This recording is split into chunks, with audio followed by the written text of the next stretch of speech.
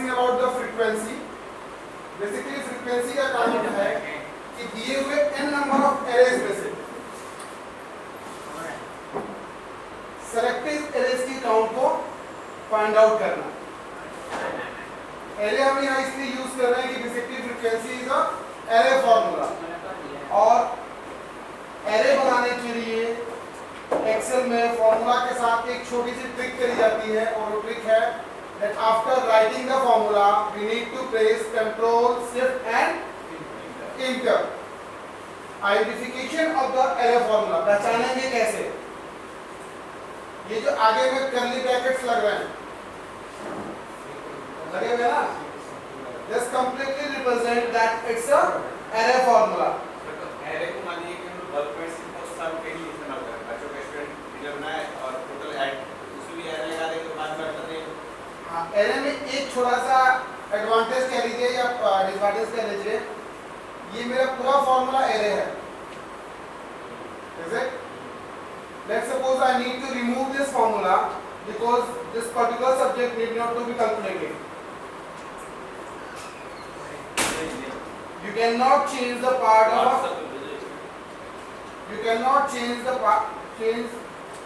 of the formula।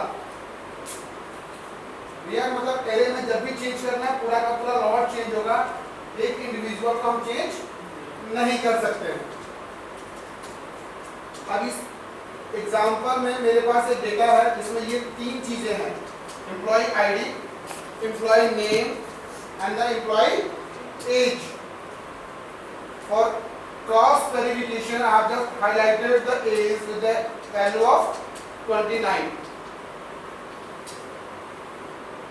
29 मेरे पास 3 है, यहाँ पे 29 भी 3 है। Let's change the value, change it again by the 29 only।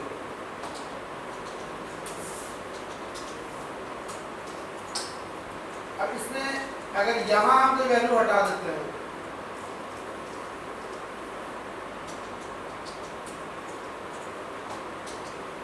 देख रहे हैं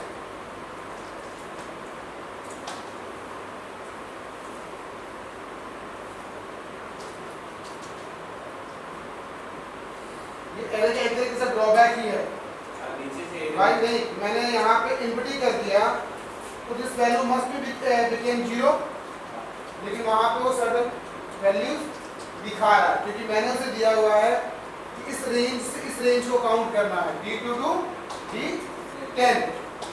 एरेज आपको पहले डिफाइन करना होगा कि कहाँ से कहाँ तक है, ये मान करके this value is going to be a unit. Suppose कीजिए कि हम कोई फॉर्म फिलअप करवा रहे हैं for all the teachers of zone F, तो हम तो स्कूल में पहले ही फिक्स है, इससे ज़्यादा नहीं होंगे, then only I can go for that. Source का रेंज हम अलग ले सकते हैं, लेकिन उसका उसके हिसाब से ही चूज करेंगे।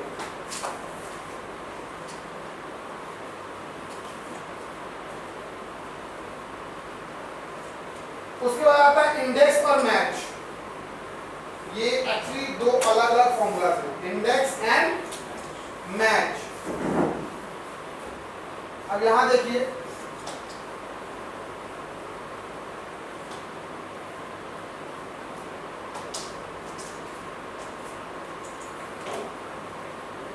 जूम कम करना पड़ रहा है, यहाँ पे सर्टन रूटीन टाइप का बना हुआ है कि भाई 7 बजे आसिफ सर की क्लास में क्या को कहाँ पर क्या पढ़ाना है, विक्रांत सर को क्या पढ़ाना है, राहुल सर को क्या पढ़ाना है, अच्छे सर को क्या पढ़ाना है। अलग अलग टाइम शेड्यूल में अलग अलग टीचर का सब्जेक्ट है।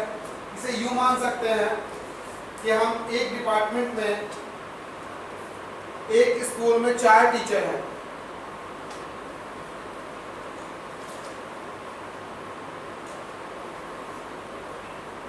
ठीक है, computer teacher 1, computer teacher 2, 3 and 4। यहाँ पे instead of the giving name हम सिंपली लिख देते हैं 4A, 5B,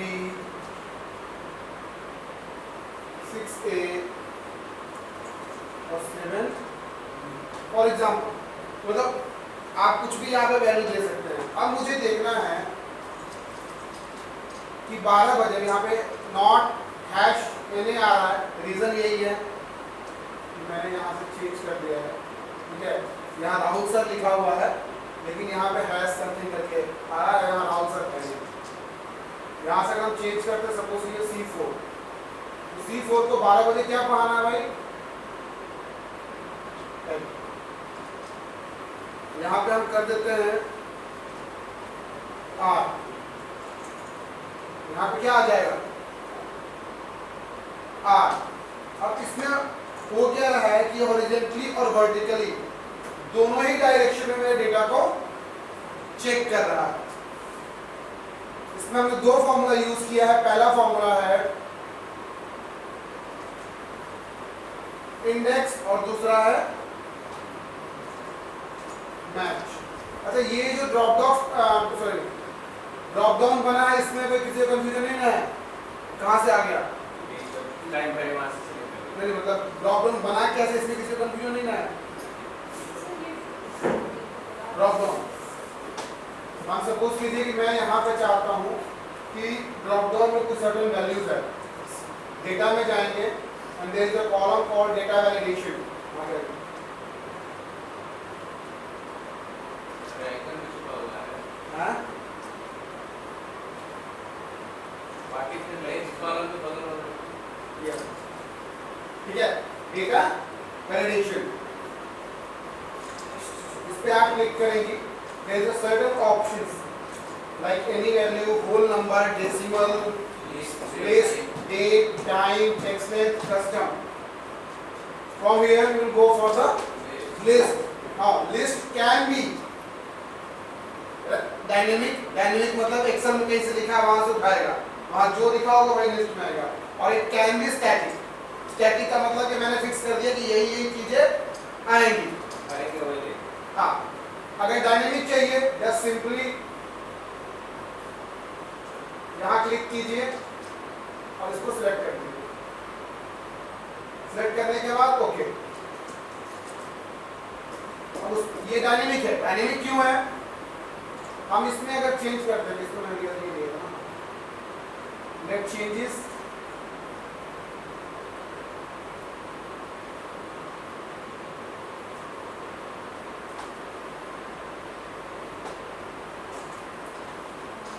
so in this particular sense it should consider to be a dynamic, क्योंकि यहाँ पे वैल्यू जैसे यूजर चेंज कर रहा है वो ऑटोमेटिकली गेट चेंज।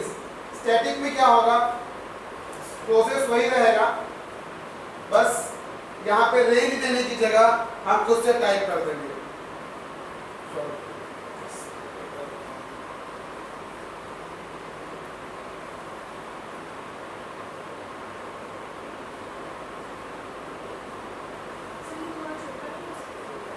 क्या चीज?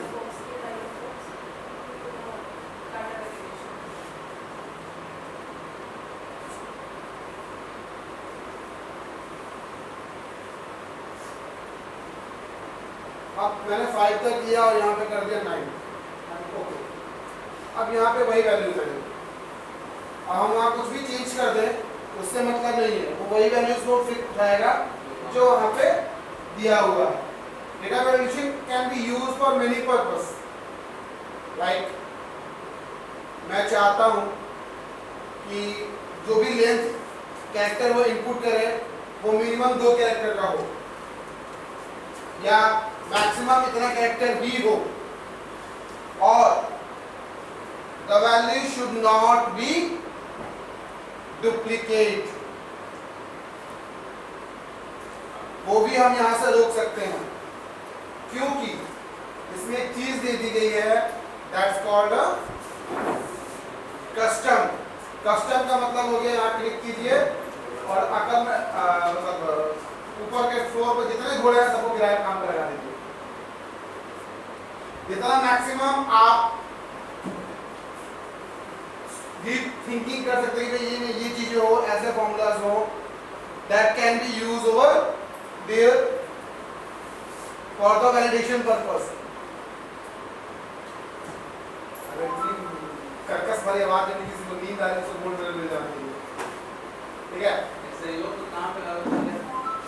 वही तो बोल रहे हैं कि अगर मेरी इतनी कर्कश भरी आवाज में किसी को नींद आ जा रहा है तो उसे गोल्ड मेडल मिलना चाहिए।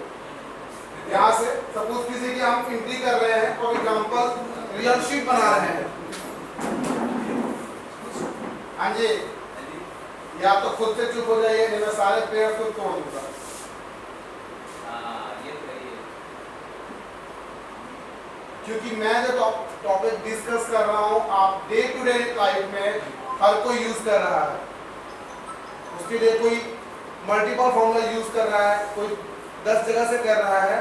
सो लेट्स हैव, और इसका इंप्लीमेंटेशन में बहुत जल्दी होने वाला है आपके पास, इधर रेडी रहिए।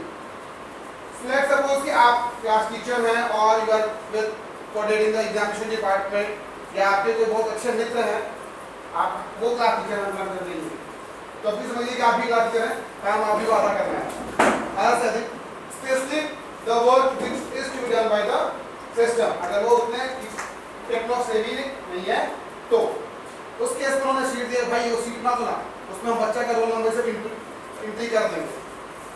अब आप एंट्री कर रहे हैं, रोल नंबर तो फिक्स है डीएवी में कि न्यूमेरिक होगा, एडमिशन नंबर न्यूमेरिक होगा, तो हम वहां से उसको होल नंबर में डिसाइड कर सकते हैं। अब होल नंबर में वही सारी conditions between, not between, equal to, not equal to हम दे देते हैं। और मोस्टली कंप्यूटर वालों को पता होता है कि भैया एडमिशन नंबर का रेंज कहां से कहां गया है। सिंपली नहीं पता होगा तो 999 कर देंगे, 9999, इतना अभी किसी के पास नहीं गया होगा, या एक 0 और एक 9 और बढ़ा देंगे। तो उसमें क्या होगा कि आप जो भी वैल्यू इनपुट करेगा that must be a numeric value. तो हम यूजुअली यही करते हैं कि यहाँ से हम न्यूमेरिक दे देते हैं, हम दे देते हैं इस तरीके से बिटवीन 1 एंड, कि मेरे यहाँ 8932 गया हुआ है, अभी कुछ दिन बाकी है। यहाँ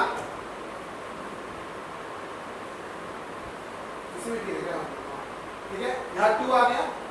उसके बाद पूरे रेंज पे सपोज कीजिए इसको हम थोड़ा सा ये कर लेते हैं ताकि क्लियर रहे, और इसके ऊपर जाके हम वैल्यूएशन अप्लाई कर देते हैं।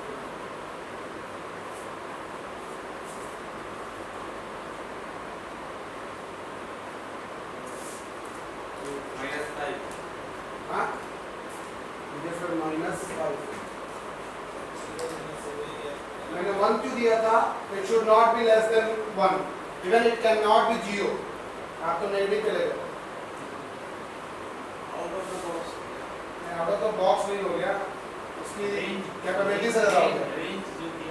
अब उसके बाद और आप क्लियर करने के लिए और एरर फ्री बनाने के लिए हम क्या कर सकते हैं, just go to the home tab and look for the conditional formatting, highlight cell, duplicate values. Okay, अब क्या होगा कि गलती से अगर एडमिशन नंबर डुप्लीकेट मार देंगे तो दोनों हाईलाइट हो जाएंगे। मुझे आप बता सकते हो कि देख भाई लाल हो गया मतलब कि you have entered something wrong, यानी किसी एक का है, तो पहले वाले का जो अभी मार रहे हो दोनों में से किसी एक का एडमिशन नंबर गड़बड़ है। इससे क्या होगा कि जो बहुत ज्यादा टेक्नोसेटिव नहीं है उसको भी काम करने में आसानी होगी, plus work will become more error free, क्योंकि एडमिशन नंबर अक्सर गलत हो जाते हैं।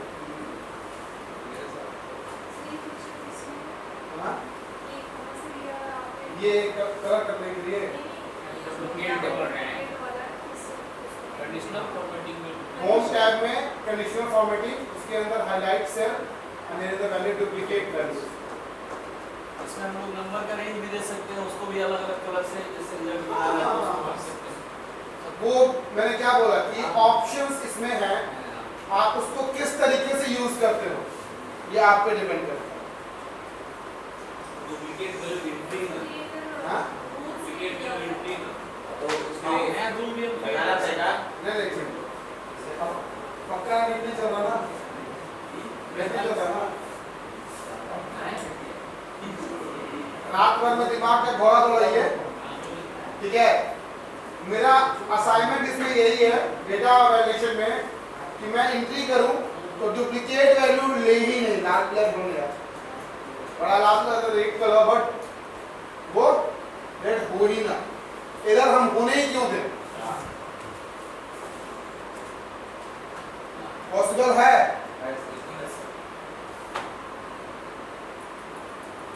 ठीक है, कोशिश कीजिए, देखिए। चलिए आगे आते हैं एक्चुअल पे, इंडेक्स और मैच। अब हम यहाँ पे करते हैं इक्वल टू इंडेक्स। अब इंडेक्स में देखिए आर्ग्यूमेंट्स क्या क्या हैं, अरे, row number, column number, row number and column number. V lookup सबको आता है, हल्का फुल्का, मतलब ये नहीं कह परफेक्टली। वी लुकअप सबने कभी न कभी यूज किया है। वी लुकअप का आर्गुमेंट क्या होता है? लुकअप वैल्यू, टेबल अरे, इंडेक्स नंबर, ट्रू और फॉल्स। यहाँ पे भी सेम है कुछ एरेस, यहाँ पे थोड़ा सा पहले ले लिया, row number and column number. अब यहाँ अपना फॉर्मूला देखते हैं हमने यहाँ क्या किया है।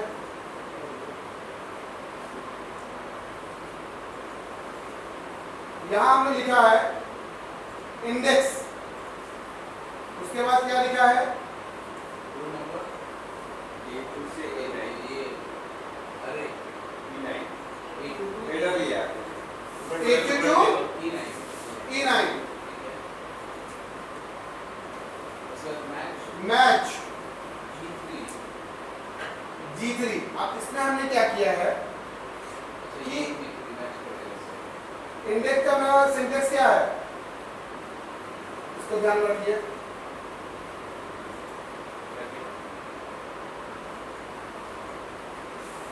अरे, अरे में तो क्लियर होगा कि मैंने ऊपर में दे दिया है टीचर नेम, दूसरा रो नंबर, रो कौन सा है? यहाँ पे देखिए हमने रो के लिए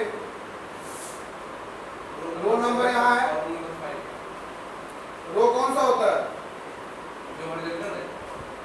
ए रो है या वन रो है? हाँ जी,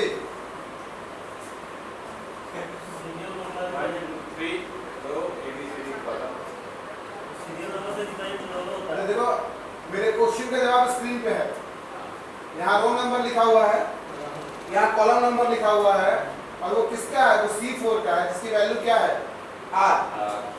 तो C4 का कॉलम 5 क्या देखिए सा, कहाँ से 5 आ रहा है?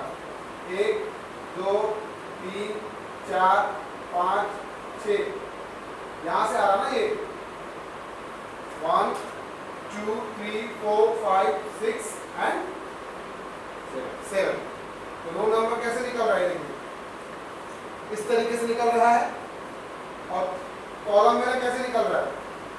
Left to right. अब क्लियर है रो कौन सा है? पढ़ाते आए हैं 256 रोज एंड 5 कुछ कॉलम्स, पुराना वाला है ना, बहुत बड़ा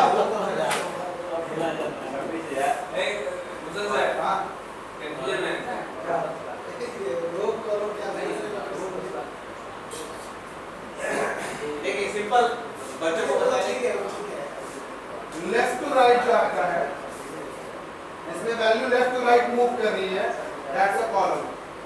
और जहां वैल्यू टॉप टू बॉटम, सीढ़ी जो है वो हमारा खड़ी हुई चीज कॉलम है, जो लेटी हुई है रो है। अच्छा ये बताइए, horizontal part of the table is known as a row and vertical part is called a column. This part यानी column denoted by alphabet, that is A B C D, and row is 1 and 2 ऐसा होता है। लेकिन sir अभी बताए एक बार हम लोग ये हमको भी क्लास उसमें दोनों में बात हो गया, this is impossible, no, this is not possible, not possible। है, मेरी बुद्धि वाली है। कोई बात नहीं, कोई बात नहीं। दोनों चीज एक ही है। अब यहाँ पे अब सपोज कीजिए इसी एग्जांपल को हम यहाँ से कॉपी करते हैं।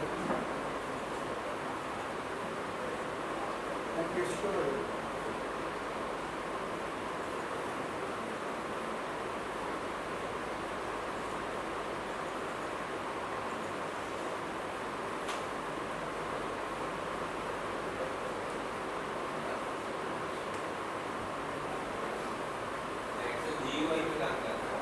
हाँ एक्सेल GUI पे काम करता है। ग्रेस जो है हम उसी काम करते हैं ना। अब देखिए यहाँ पे हम इसको सिंपली करते हैं, इसको हटाते हैं। इंडेक्स मैंने एरे अपना डिफाइन कर दिया, मेरा एरे क्या होगा। उसके बाद कह रहा रो नंबर, मैंने बोला 5, कॉलम नंबर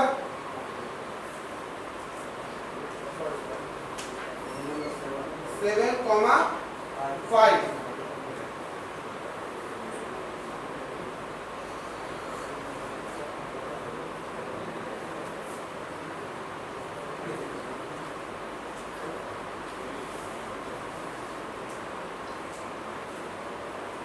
सेवन कॉमा 6 हो जाएगा ना।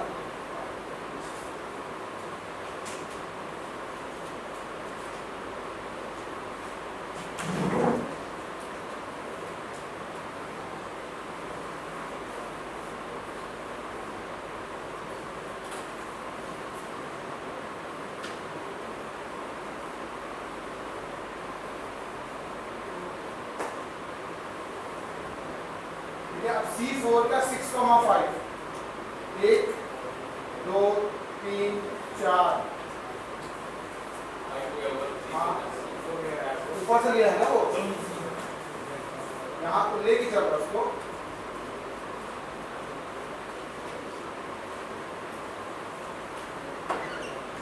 गलती छोटी सी होती ये हुई कि मैंने उसको लिखा, तो वो टाइम टेबल लिखा था उसको उठा दिया, इसी तरह का काउंटिंग करवा था। अब देखिए 1 2 3 4 5 ऐसा करते हैं कि यूनिक कर देते हैं, इसको वीवी कर देते हैं। अब कंफ्यूजन है यहाँ है को अब सब सारी वैल्यू यूनिक हो गई हैं। तो अगर चेंज करते हैं तो हमको मालूम चलेगा। अब इसका आउटपुट है वीवी और मैंने लिखा है 6,5, 1 2 3 4 5 और 1 2 3 4 5 6, तो 6,5। अब यहाँ पे समस्या क्या आएगी, अगर C4 की जगह हम C2 करेंगे तो क्या चेंज हुआ ये? C2 ये है ना, तो C2 में एक्सेल आना चाहिए था, ना? क्या एक्सेल आया? नहीं आया। क्यों? क्योंकि हमने यहाँ पे रो और जो कॉलम नंबर है वो न्यूमेरिकली फिक्स किया हुआ है, तो हम उस पर कुछ भी करें वो तो सेम फिल्ड आउट करेगा। अब इसमें प्रॉब्लम क्या होगा, फिर मुझे चेंज करना है तो फिर मुझे यहाँ सेल रेंज चेंज करेंगे। अब सेल रेंज में सर देखिए समस्या ये आ रही है कि ऊपर C2 लिख रहे हैं, C2 मतलब कि पर्टिकुलर नेम है। अब वो नेम किस कॉलम में है, चलिए ये तो हम खोज लेंगे, 12 बजे वाला टाइम आगे से बिल्कुल भी कुछ रहा खोज लेंगे। ऊपर C2 खोजना है, C2 1 में 2 में 3 में खोजना कहाँ गया, खोजना है ना। पहले हमको क्या खोजना है कि इन श्रीमान की कितने बजे क्लास कहाँ है। उसके लिए मुझे यहाँ पे पहले ये पता होना चाहिए कि वो किस नंबर पे बैठे हुए हैं, 1 पे है, 2 पे है, 3 पे है, 4 पे है, 5 पे है। उसके लिए हम दूसरा फॉर्मूला अब है मेरे पास, match equal to MATCH। Match सब कुछ सेम है। अब ये कह रहा है मैच में क्या मैच करना है, मैंने बोला मुझे C2 को मैच करना है, match is C2 comma lookup array. The lookup array is just complete only that particular row, क्योंकि मेरा नाम तो उसी में है, पूरा टेबल करने का कोई सेंस नहीं है. कॉमा क्या मैच करना है, मतलब किस तरीके से?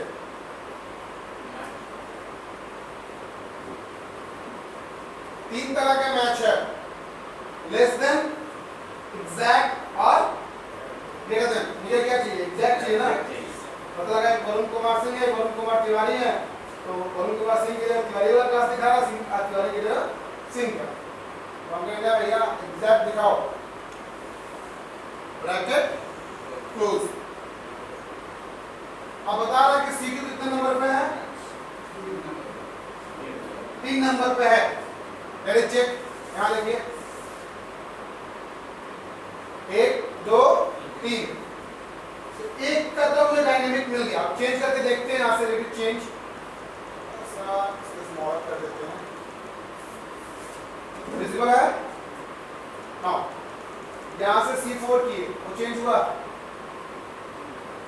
सिंपली मैंने इसीलिए C1 C2 C3 किया था ताकि इजीली आइडेंटिफाई हो सके, बिकॉज नंबर +1, एक ये एम्प्टी है, एक बढ़ जाएगा उसमें. यहाँ आप C3 करेंगे तो वैल्यू विल बी 4. 4 आ गया. अब मुझे क्या खोजना है कि ये कितने नंबर पे है. अगेन हम क्या लगाएंगे? Match formula equal to MATCH. Match क्या मैच करना है? G10 को मैच करना है. किस वैल्यू में मैच करना है? इतना में ही है, कॉमा 0. कौन कहता है 0? A3 से नहीं होगा, A2 से. आप A3 से भी ले सकते हैं, A2 से भी ले सकते हैं. वो आपको डिसाइड करना है कि आपकी डेटा की रेंज क्या है. हम पूरा ले लें लास्ट तक, तब भी कोई इशू नहीं है. Bracket close and inter. 4 7. अब यहाँ चेंज करके देखते हैं.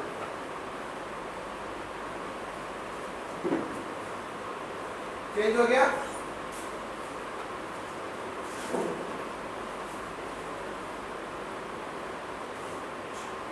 ठीक है, 6 नंबर पे है.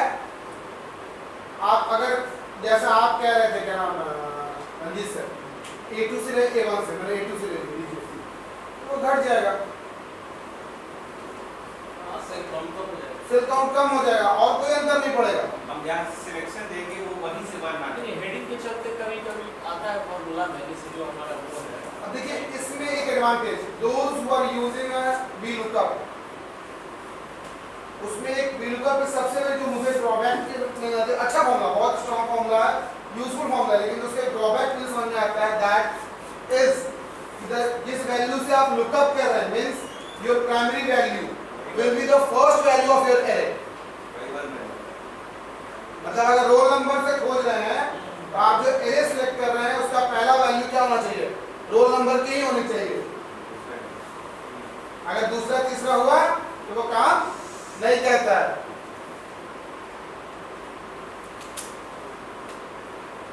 ये दो चीजें आपको क्लियर हो गई कि जो हम डिजायर में रिक्वायरमेंट है यहाँ पे. अब इस फॉर्मूला को आप देखिए,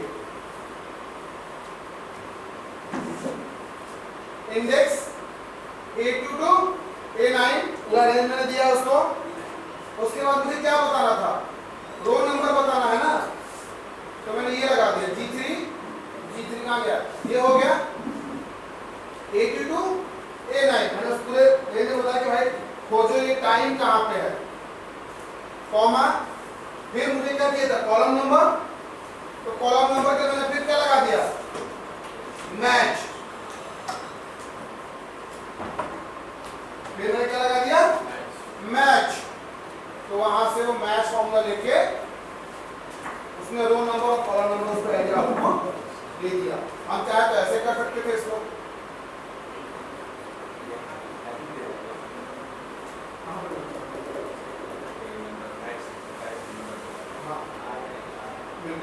अब सर का क्वेश्चन है कि सर यहाँ पे मैच फॉर्मूला लगाया था, एक में 4 आया और एक में 5 आया है, लेकिन यहाँ पे R आया है। ये आप पूछ रहे हैं ना क्यों? नहीं,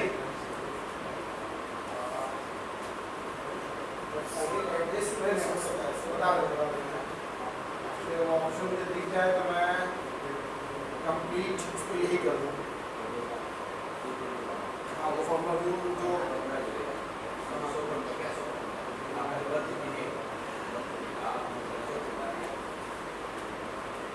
फॉर्मूला शो करेगा सर। नहीं, वो फॉर्मूला को चेक कर आगे।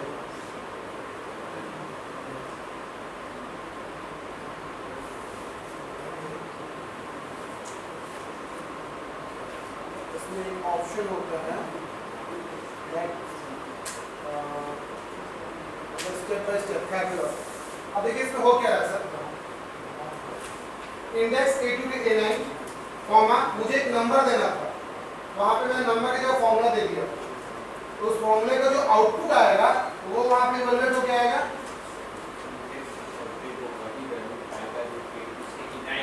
हाँ, कुछ इसको कुछ इस तरीके से समझिए कि अगर 100 नंबर का एग्जाम है तो उसका 33% पासिंग होगा, यही पासिंग होगा ना as per the current scenario.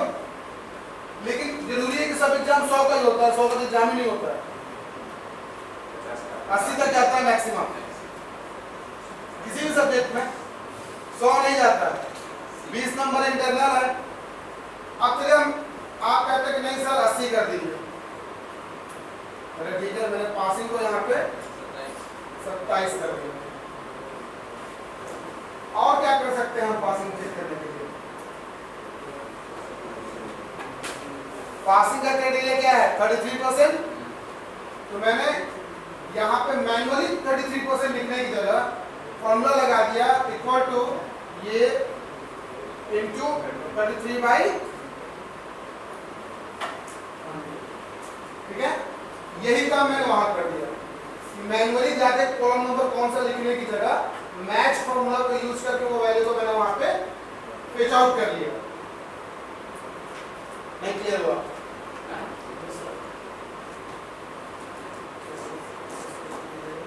N number of time हम लोग डिस्कस कर सकते हैं, कोई दिक्कत नहीं है। या तो थ्योरी के टॉपिक कट जाएंगे, मुझे तकलीफ नहीं है, प्रैक्टिकल टॉपिक नहीं कटने चाहिए।